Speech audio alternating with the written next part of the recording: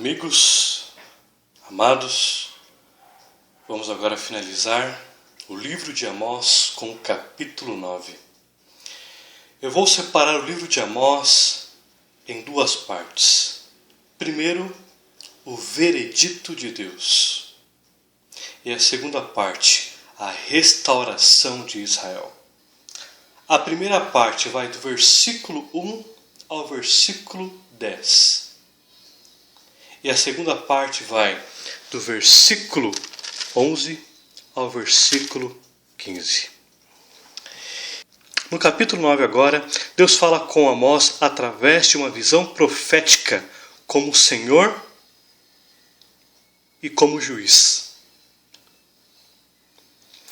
Ele fala agora com Amós através de uma visão profética, dizendo que o Senhor atua como juiz, como Adonai é o juiz. E esse versículo, o versículo 1 ao versículo 10, Deus aplica seu veredito. E o veredito é: Israel é culpado.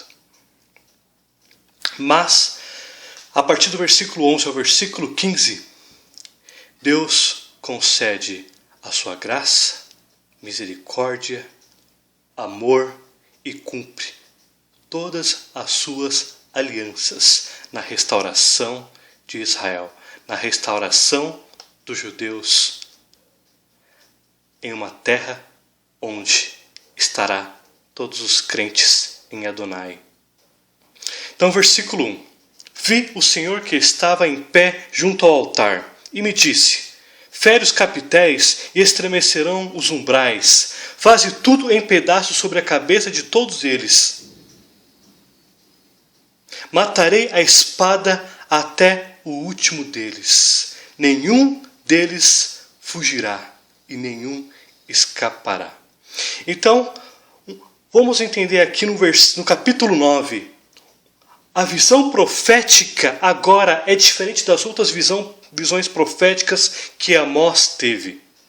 Amós aqui não participa da visão. Deus não pergunta para Amós: Amós, o que vês? Amós, nesse capítulo, não intercede pelo povo. Deus não dá a chance de Amós agora interceder pelo povo. Deus não dá a chance de Amós perguntar aquilo que ele vê. Então Amós não participa da visão profética. Ele apenas visualiza aquilo que Deus está aplicando. E o que ele está aplicando aqui é o veredito. Ele julgou nos outros capítulos as nações gentílicas, depois ele se concentrou em Israel, e agora ele está colocando o seu veredito sobre o povo. Então aqui no versículo 1, vi o Senhor que estava de pé junto ao altar. Então aqui Adonai aparece junto ao altar. E onde está esse altar? Este altar fica no templo em Betel, onde era um centro de idolatria pagã. Então aqui Deus aparece junto ao altar. E ele me disse: fere os capitéis e estremecerão os umbrais. E faze tudo em pedaços sobre a cabeça de todos eles. Então aqui nós vimos Adonai provavelmente deve estar ordenando a anjos para ferir os capitéis e estremecer os umbrais.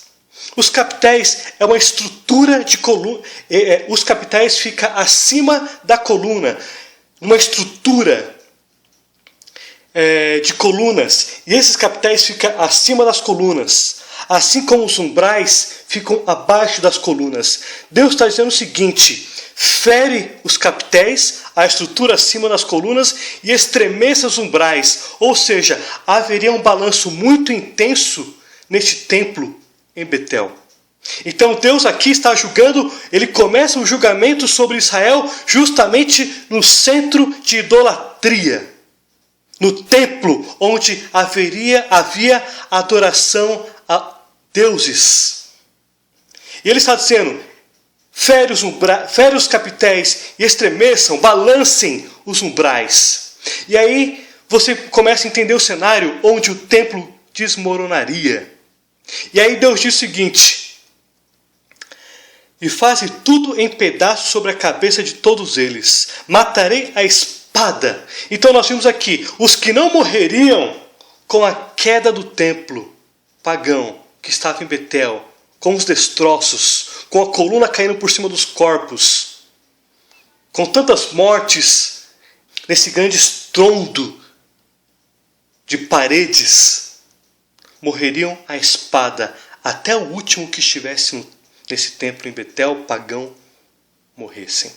Então, quem mataria a espada até o último deles? Os assírios. Então, primeiro Deus derruba o templo pagão. E os que conseguem sobreviver, Deus faz com que os assírios peguem eles e eles morram à espada. De forma que nenhum que estará lá conseguirá fugir. Nenhum conseguirá escapar. Versículo 2. Ainda que desçam ao mais profundo abismo, as minhas mãos os tirará de lá.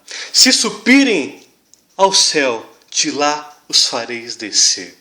Deus está dizendo aqui no versículo 2 que nada do que eles façam, nada, absolutamente nada, será capaz de fugir da presença julgadora de Adonai. Interessante que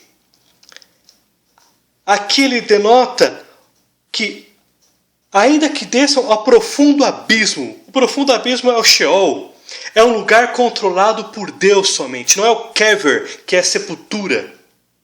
Então aqui Deus não está falando do Kever, que é o lugar onde os mortos são enterrados. Aqui ele está falando do Sheol, onde esta área somente Deus tem o controle. Satanás não tem o controle, Israel não tinha o controle, somente Deus tem o controle do Sheol. E está dizendo que as pessoas que quisessem ir até o Sheol, de lá ele traria para julgar e condenar. Se as pessoas subirem ao céu, o céu somente os anjos têm acesso. De lá ele os tiraria e o faria descer para ser mortos e ser julgados e condenados. Interessante notar que no versículo 2, um ser humano não tem acesso a essas regiões. Então podemos entender aqui que é uma figura super-humana ou sobre-humana. Parece que Deus está comparando eles como demônios. Porque os demônios têm acesso a alguns lugares. Então parece que essas pessoas idólatras estão sendo comparadas como demônios. Versículo 3. Se esconderem no cume do Carmelo. O cume do Carmelo era um lugar de florestas e de muitos lugares onde poderia se esconder em brechas. De lá buscá-lo-eis e de lá os tirarei. E se os dos meus olhos se ocultarem no fundo do mar, mais uma forma sobre-humana, de lá os darei a serpente, uma ordem à serpente, e ela os morderá. Então aqui provavelmente deve ser uma serpente que deve ter, ela deve nadar sobre a água, dentro da água, que faria isso. Então aqui nós vimos novamente alguns atributos sobre-humano, e novamente nós vimos que no início do versículo 3, que mesmo que eles se escondam, característica de fugir no Carmelo, Deus mandaria os assírios de lá pegar e matá-los. Esse versículo 3 me faz lembrar dos Salmos 139, de Terrilim, que é Salmos no hebraico.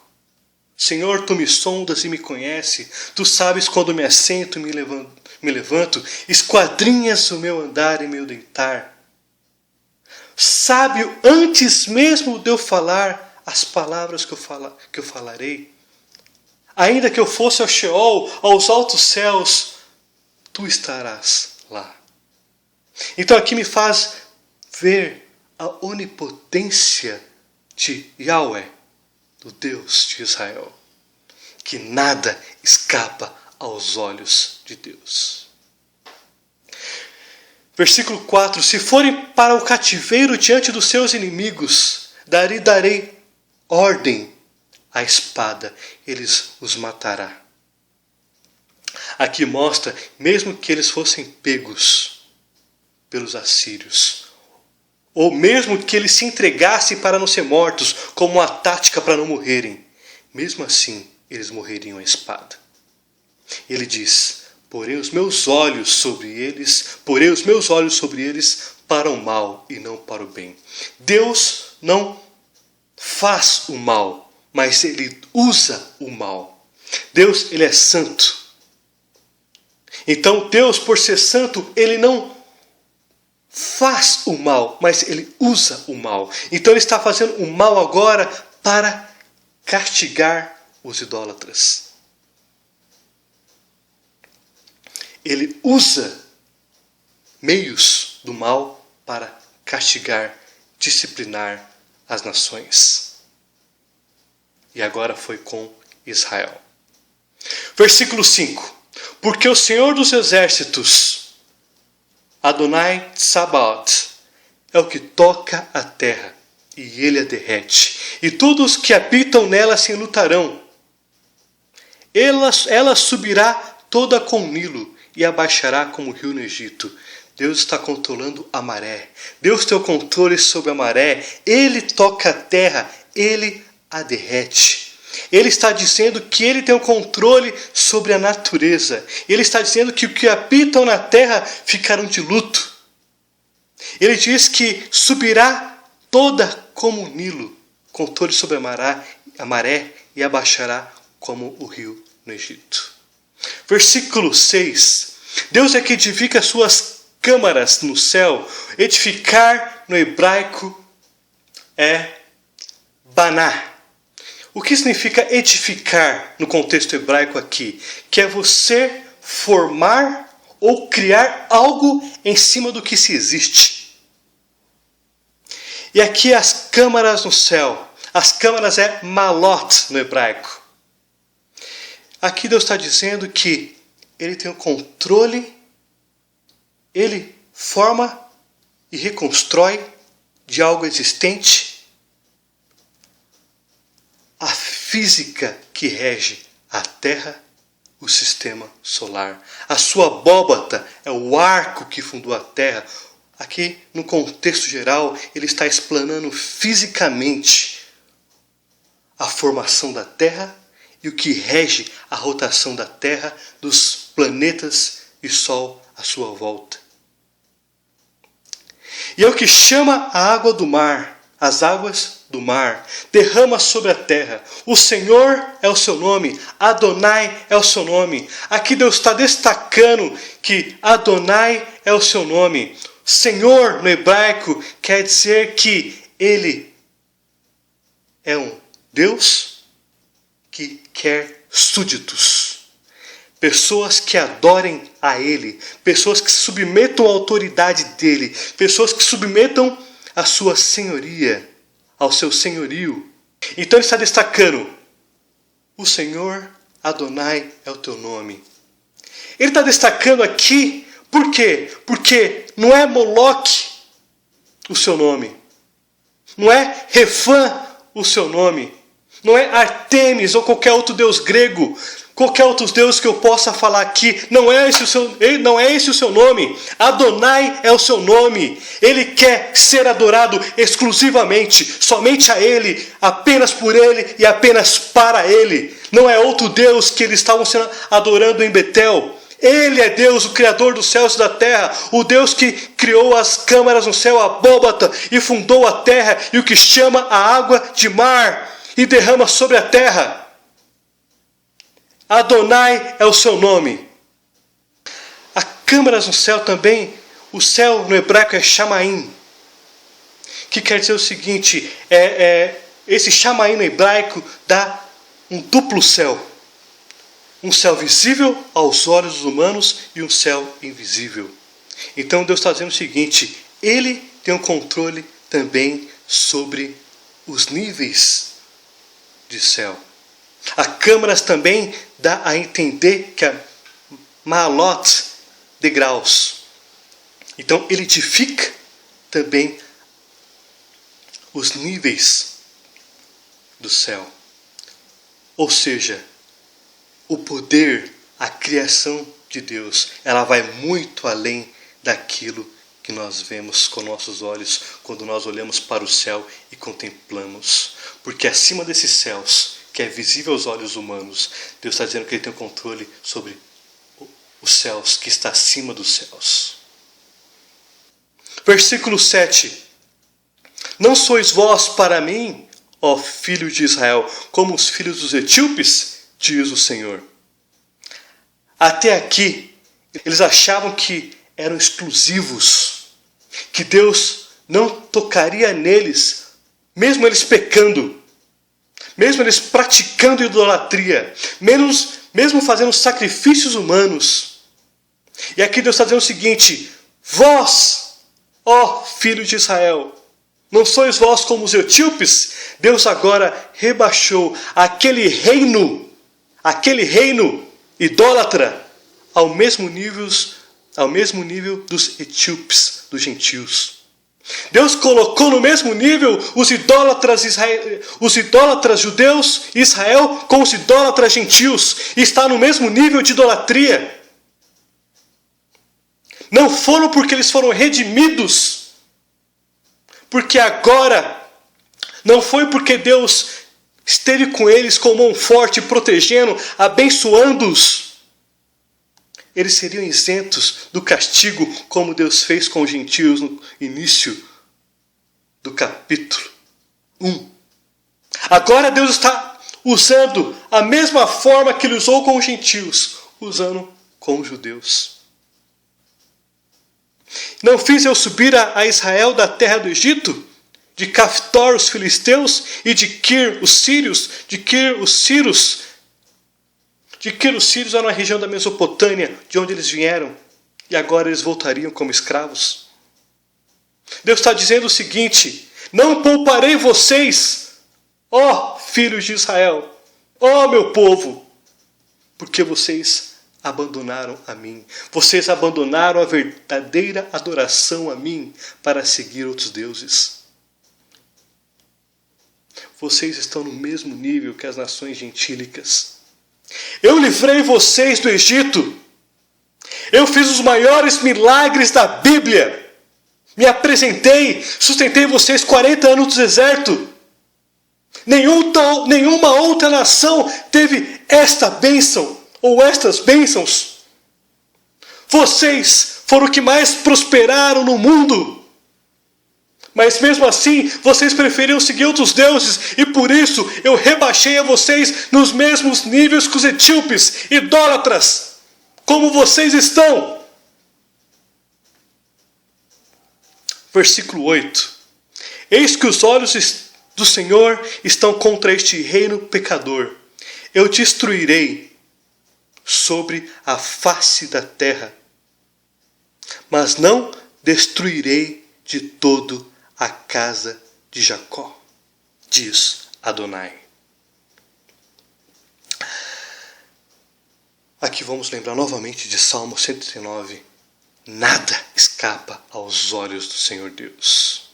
E aqui Deus está dizendo que este reino pecador, este reino que está naquele momento em Betel, em Samaria, que viraram centros de idolatria, centro de corrupção, centro de extorsão, centro de sacrifícios humanos, escravidão, extorquiam os pobres, vendiam os pobres. Deus está dizendo o seguinte: este reino eu destruirei, mas concederei a minha misericórdia sobre a casa de Jacó.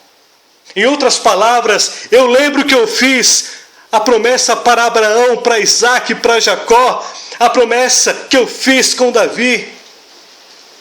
Eu lembro da promessa que eu fiz e eu cumprirei essa promessa. Mesmo que vocês não mereçam, mesmo que vocês não me sigam, mesmo que vocês abandonaram a minha adoração. Mesmo que vocês abandonaram a verdadeira adoração, eu ainda cumprirei a minha promessa com Abraão, com Isaac, com Jacó, com Davi. Eu pouparei um remanescente, para que deste remanescente venham aquele que governará de Israel as nações gentílicas. Com mão de ferro trará paz, justiça a Israel e todas as nações. Versículo 9. Porque eis que darei ordens e sacudirei a casa de Israel entre todas as nações, assim como se sacode o trigo no crivo, sem que caia na terra um só grão. Tudo que Deus fará com Israel aqui em Amós estava na lei mosaica, nas 613 leis de Moisés, exatamente passo por passo, diferente das nações gentílicas. Israel tinha tanto a prosperidade quanto as maldições descrita em detalhes na lei de Moisés, na lei mosaica. E aqui no versículo 9, vimos que Deus está espalhando os judeus perante as nações. E no versículo 9, ele está dizendo o seguinte: lá nas nações onde vocês estiverem, eu vou sacudir vocês. E lá eu vou filtrar vocês, eu vou peneirar vocês, como sacode trigo no crivo, como trigo é sacudido na peneira, sem que caia na terra um só grão. Deus está dizendo que quando os judeus estiverem espalhados nas nações, lá também Ele sacudiria eles para peneirá-los. Deus tem aplicado a peneira sobre Israel ao longo da história. Porém haverá uma peneira final, que é quando o cumprimento de uma semana que falta do profeta Daniel, que equivale a 7 anos no calendário romano. Esse será a peneira final, onde ele vai separar os crentes judeus e os não crentes judeus.